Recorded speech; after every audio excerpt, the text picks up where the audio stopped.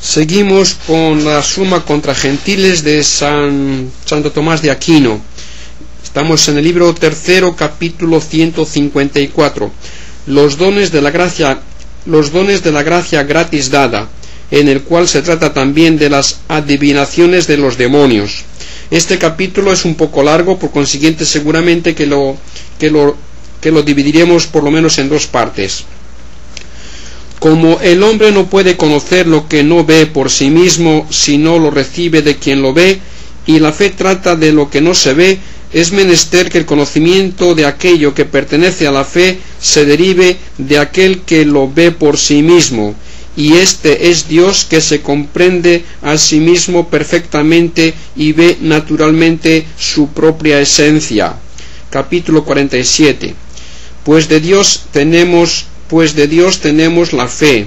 Por consiguiente es menester que lo que poseemos por la fe provenga de Dios, y como por otra parte las cosas que proceden de Dios son hechas con cierto orden, según se demostró en el capítulo 77, fue conveniente que al manifestar las cosas que son de fe se guardara cierto orden, a saber que unos las recibieron inmediatamente de Dios y otros de estos, y así ordenadamente hasta los últimos.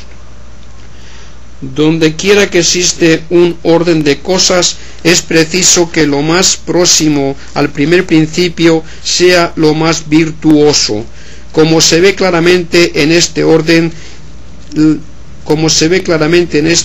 de la manifestación divina. En efecto, las cosas invisibles cuya visión hace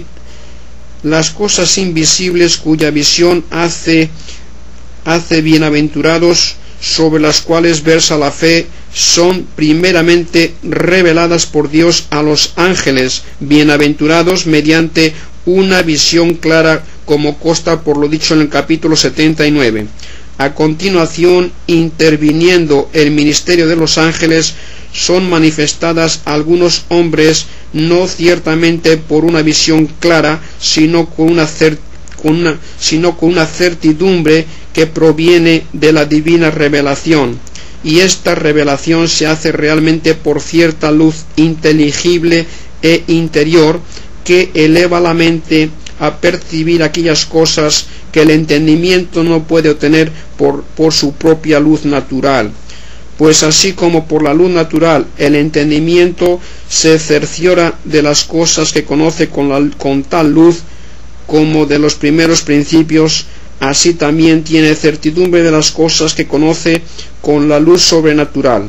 Mas esta certidumbre es necesaria para poder proponer a otros lo que se conoce por revelación divina, pues no enseñamos a otros con seguridad aquellas cosas de las que no tenemos certidumbre.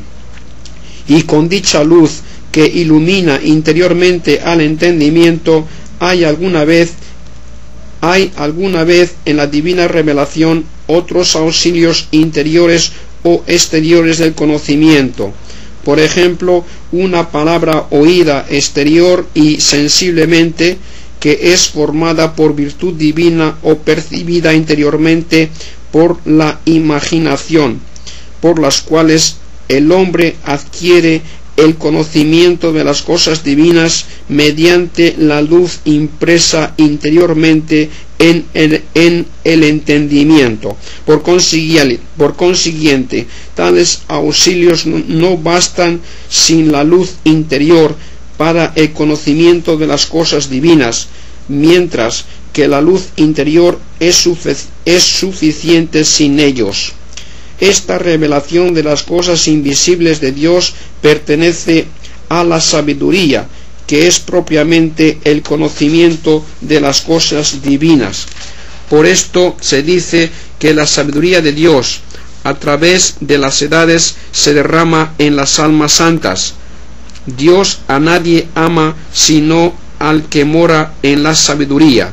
Y en el libro eclesiástico se lee: se llenó el Señor del espíritu de sabiduría le llenó el Señor del espíritu de sabiduría y de entendimiento.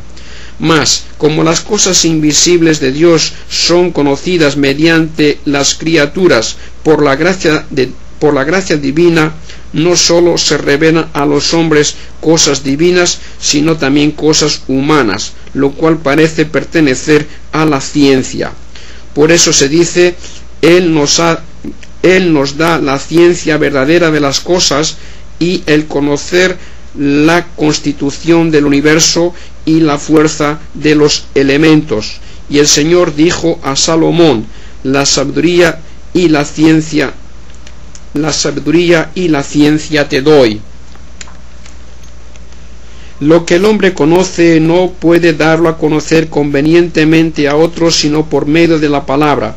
Por consiguiente, como quiera que los que reciben de Dios la revelación, según el orden establecido por Dios, deben instruir a los demás, fue necesario que se les diese el don de palabra, según lo exigiera la utilidad de aquellos que habían de ser instruidos. Por eso se dice en Isaías, el Señor me ha dado lengua erudita para saber sostener con mi palabra al abatido. Y el Señor dice a sus discípulos, yo os daré un lenguaje y una sabiduría a la que no podrán resistir ni contradecir todos vuestros adversarios. Y por esto también, cuando fue necesario que unos pocos predicaran la verdad de la fe a las distintas razas, fueron algunos instruidos por virtud divina para que hablaran varias lenguas, como se dice en los Hechos de los Apóstoles. Quedaron todos llenos del Espíritu Santo y comenzaron a hablar el lenguaje en lenguas extrañas según que el Espíritu les daba. Mas como la palabra propuesta, si no es evidente en sí misma, necesita confirmación para que sea aceptada, y como lo que es de fe no es evidente para la razón humana, fue necesario emplear algo que confirmase la palabra de los predicadores de la fe. Ahora bien, no podía ser confirmada por principios de razón a modo de demostración, puesto que lo que pertenece a la fe excede a la razón.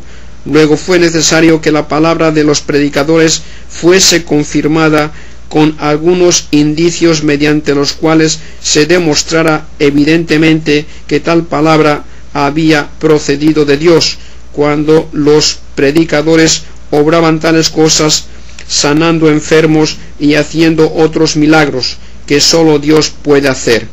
Por eso el Señor, cuando envió a los discípulos a predicar, dijo, curad a los enfermos, resucitad a los muertos, limpiad a los leprosos, arrojad a los demonios. Y en Marcos se dice, ellos se fueron predicando por todas partes, cooperando con ellos el Señor y confirmando su palabra con las señales consiguientes. Hubo también otro modo de confirmación para que cuando los predicadores de la verdad dijeren verdades respecto de cosas ocultas que podían manifestarse después, se les creyere como que decían cosas verdaderas que los hombres no podían comprobar, por lo cual fue necesario el don de profecía, con el cual pudiese conocer e indicar a los demás, revelándoselo Dios, las cosas futuras y aquellas otras que ordinariamente se ocultan a los hombres, para que así, cuando se comprobase que en tales cosas había dicho la verdad, se les creyese en las cosas que pertenecían a la fe. Por eso dice el apóstol, si profetizando todos entrase algún infiel o no iniciado, se sentirá arguido de todos, juzgado por todos. Los secretos de su corazón quedarán de manifiesto, y cayendo de hinojos adorará a Dios, confesando que realmente está Dios en medio de vosotros. Mas por este don de profecía no se prestaría un testimonio suficiente a la fe, a no ser que tratase sobre cosas que sólo pueden ser conocidas por Dios, como sucede con los milagros que son exclusivos de Dios, y tales son principalmente entre las cosas inferiores los secretos del corazón, que solamente Dios puede conocer, según se demostró en el capítulo 68.